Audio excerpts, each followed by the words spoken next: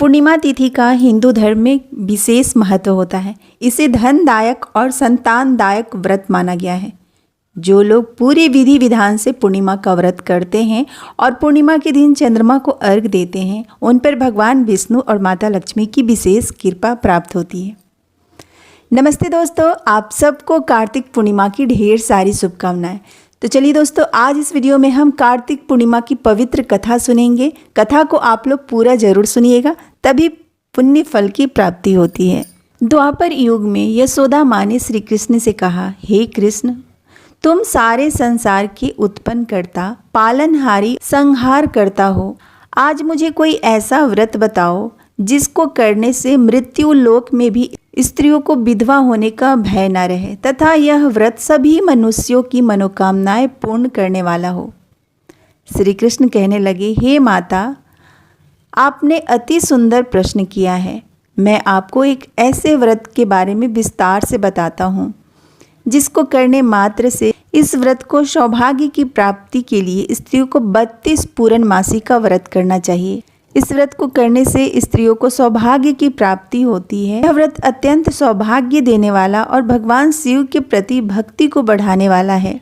माँ यशोदा कहने लगी, हे कृष्ण, सर्वप्रथम इस व्रत को मृत्युलोक में किसने किया था, इसके विषय में विस्तार से मुझे बताओ। तब श्री कृष्ण कहने लगे, इस भूमंडल पर अनेक प्रकार के रत्नों से परिपूर्ण कातिका नाम की एक नगरी थी। वहाँ चंद्रहास नामक राजा राज्य करता था। उसी नगर में धनेश्वर नाम का एक ब्राह्मण था और उसकी स्त्री अति सुशीला रूपवती थी। दोनों ही उस नगरी में बड़े प्रेम से रहते थे। घर में धन्य धान आदि की कोई कमी नहीं थी, परंतु उनको बहुत बड़ा दुख था क्योंकि उनको कोई संतान नहीं था। एक समय एक बड़ा योगी उस नगरी में आया। वह योगी उस ब्राह्मण के घर को छोड़कर अन्य सभी घरों से भिक्षा लेकर भोजन किया करता था।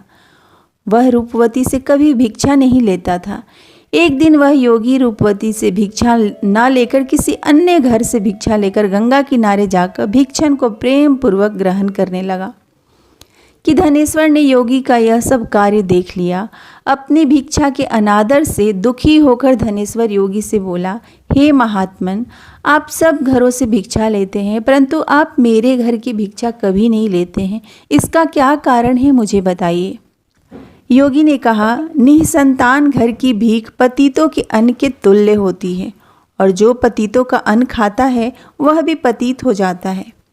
क्योंकि तुम निसंतान हो, इसलिए पतित हो जाने के भय से मैं तुम्हारे घर की भिक्षा नहीं लेता। धनेश्वर योगी की यह बात सुनकर काफ़ी दुखी हुआ और हाथ जोड़कर योगी के पैरों में गिर गया और कहने लगा कि हे महाराज, यदि ऐसा है तो आप पुत्र प्राप्ति का कोई उपाय बताइए। आप सर्वज्ञानी हैं, मुझ पर कृपा कीजिए। हे भगवान, मेरे घर में धन की कोई कमी नहीं है, परंतु मैं पुत्र न होने के कारण अत्यंत दुखी हूँ। आप मेरे इस दुख का हरण करें, आप सामर्थ्यवान हैं। यह सुनकर योगी कहने लगे, हे ब्राह्मण, तुम चंडी की आराधना करो। घर आकर उसने अपनी पत्नी से सब वेदांत कहा और स्वयं तप करने के लिए वन में चला गया।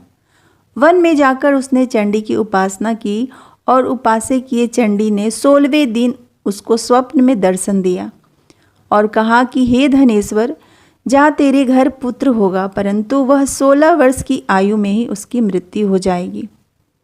यदि तुम दोनों पति पत्नी 32 पूर्णमासी का व्रत विधि पूर्वक करोगे तो वह दीर्घायु हो जाएगा।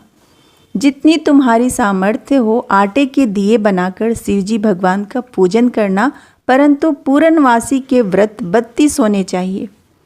प्रातःकाल होने पर इस स्थान के समीप तुम्हें आम का वृक्ष दिखाई देगा। उस पर चढ़कर तुम एक फल तोड़कर शीघ्र ही उसे अपने घर ले जाना और अपनी पत्नी से सब वेदांत कहना।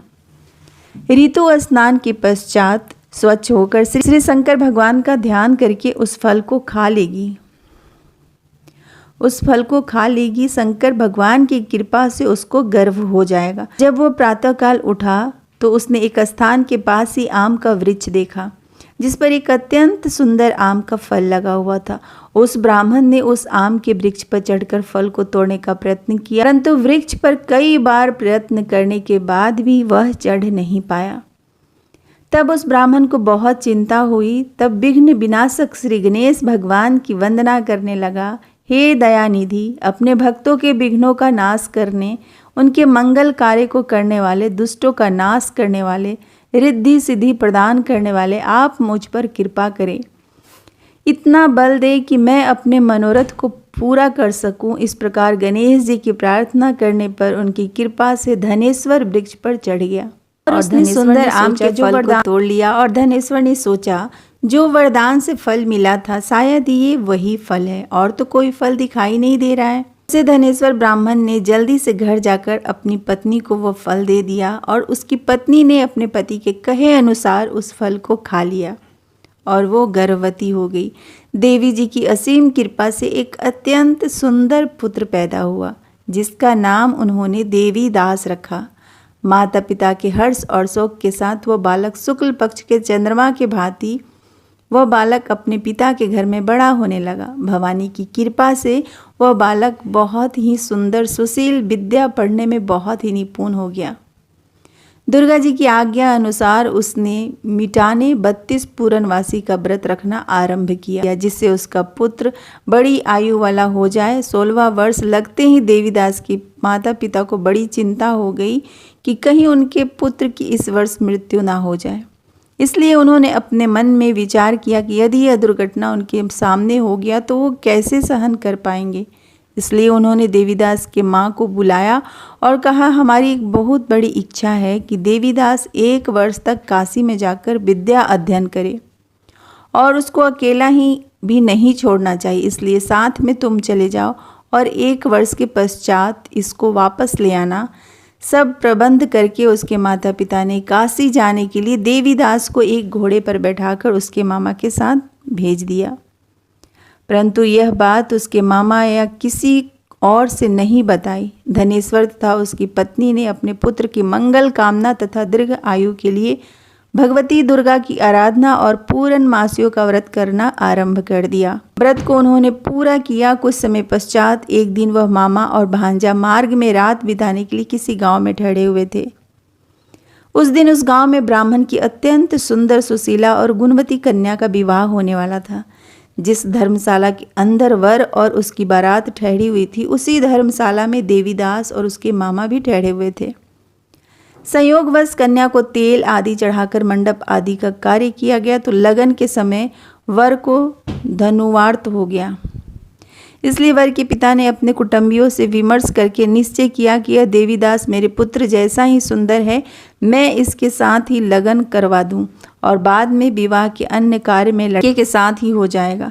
ऐसा सोचकर देवीदास के मामा से जाकर बोला कि तुम थोड़ी देर के लिए अपना भांजा हमें दे दो, जिससे विवाह के लगन का सब कुछ कार्य सुचारू रूप से हो सके। तब देवीदास का मामा कहने लगा, जो कुछ भी वधु पक्ष से कन्यादान के समय वर को मिले वो सब हमें दे दीजिए, तो मेरा भांजा इस बारात का दूल्हा बन जाएगा।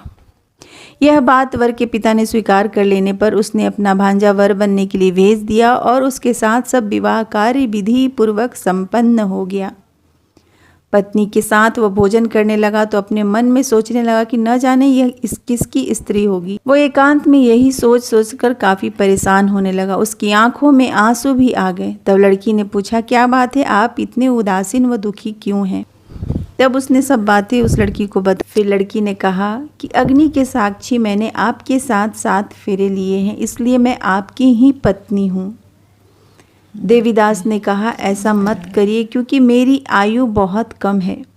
मेरे पश्चात आपकी क्या गति होगी, इन बातों को अच्छी तरह विचार कर लीजिए। परंतु वह लड़की दृढ़ विचारों वाली थी।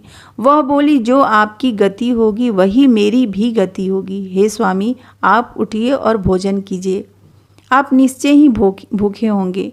तब देवीदास और उसकी पत्नी ने भोजन किया तथा शेष रात्रि वह सोते रहे। प्रातःकाल देवीदास ने अपनी पत्नी को 3 नागों से जड़ी हुई एक अंगूठी दी, एक रुमाल दिया और बोले, हे प्रिय, इसे आप रख लो। संकेत समझकर स्थिरचित हो जाओ। मेरा मरण और जीवन जानने के लिए एक पुष्प वाटिका बना लो। उससे सुगंधित एक नव मल्लिका लगाओ और उसको प्रतिदिन जल से सींचा करो और आनंद के साथ खेलो, कूदो और उत्सव मनाओ।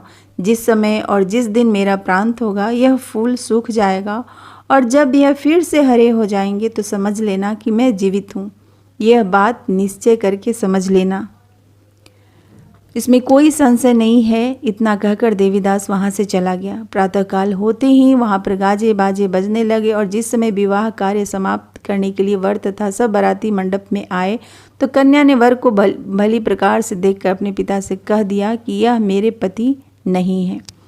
मेरा पति वही है जिसके साथ रात्रि में मैंने पानी ग्रहण किया था। इसके साथ मेरा विवाह नहीं हुआ है। इसके बाद भगवान श्री कृष्ण बोलते हैं कि हे माता, इस प्रकार देवीदास काशी विद्यार्थन के लिए चला गया। जब कुछ समय बीत गया तो काल से प्रेरित होकर एक सर्प रात्रि के समय उसको डसने के लिए वहाँ पर आ गया।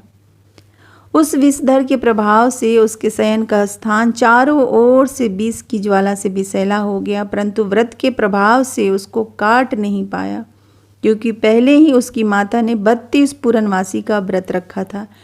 इसके बाद माध्यायन के समय स्वयं काल वहाँ आया और उसके शरीर से प्राण निकालने का प्रयत्न करने लगा, जिससे वह मूर्छित होकर पृथ्वी पर गिर गया। उसी समय माता पार्वती के साथ भगवान शंकर वहां आए और उसको मूर्छित दशा में देखकर माता पार्वती जी ने शंकर जी से प्रार्थना किया कि हे महाराज, इस बालक की माता ने पहले ही 32 पूर्णमासी का व्रत किया है, जिसके प्रभाव से आप इसको प्राण दान दे दीजिए। भवानी के कहने पर भक्त वत्सल भगवान शिव जी ने उनको प्राण दान दे दिया। इस व्रत के प्रभाव से काल को भी पीछे हटना पड़ा और देवीदास स्वस्थ होकर बैठ गया। उधर उसकी पत्नी उसके काल की परीक्षा किया करती थी। जब उसने देखा उस पुष्प वाटिका में पुष्प कुछ भी नहीं रहे तो उसको अत्यंत आश्चर्य हुआ, लेकिन जब वह जैसे ही हरी भरी हो गई तो वह जान गई कि अब उसका पति ठीक ठाक है, वह जीवित हो गया है। यह देखकर वो बहुत प्रसन्न हो उठी। अपने पिता से कहने लगी, पिताजी, मेरे पति जीवित हैं, आप उनको ढूंढिए। जब 16वां वर्ष व्यतीत हो जाएगा तो देवीदास भी अपने मामा के साथ काशी से चल दिया। इधर इसके ससुर उसको ढूंढने के लिए अपने घर जाने लगे थे कि दोनों मामा भांजा वहाँ पर आ गया। उनका आया हुआ देखकर उनके ससुर को बहुत प्रसन्नता हुई और उन्हें घर ले जाकर उनके समय नगर के निवासी भी वहाँ इकट्ठा हो गए। सबने निश्चय किया कि अवश्य ही इस बालक के साथ कन्या का विवाह हुआ था। उस बालक को कन्या ने जब देखा तो पहचान लिया। इधर पुत्र को जीवित देखकर उसके माता पिता के आंख से आंसू थमने का नाम ही नहीं ले रहे थे। तब देवीदास ने अपने माता पिता के चरणों में अपना सर रखकर प्रणाम किया और उसकी पत्नी ने अपने सास ससुर के चरणों को स्पर्श किया तो माता पिता ने अपने पुत्र और पुत्रवधू को हृदय से लगा लिया और दोनों की आंखों में प्रेम अश्रु बह चले। अपने पुत्र और पुत्रवधू के आने की खुशी में धनेश्वर ने बड़ा ही भारी उत्सव किया और ब्राह्मणों को दान दक्षिणा देकर प्रसन्न किया। श्री कृष्ण भगवान कहने लगे, इस प्रकार धनेश्वर 32 पूर्णवासी के व्रत के प्रभाव से पुत्रवान हो गया। जो भी स्त्रियां 32 पूर्णमासी के व्रत को रखती हैं वे जन्म जन्मांतर में सुख भोगती हैं और सदैव सौभाग्यवती रहती हैं। तो प्रेम से बोलिए, भगवान विष्णु की जय, माता लक्ष्मी की जय।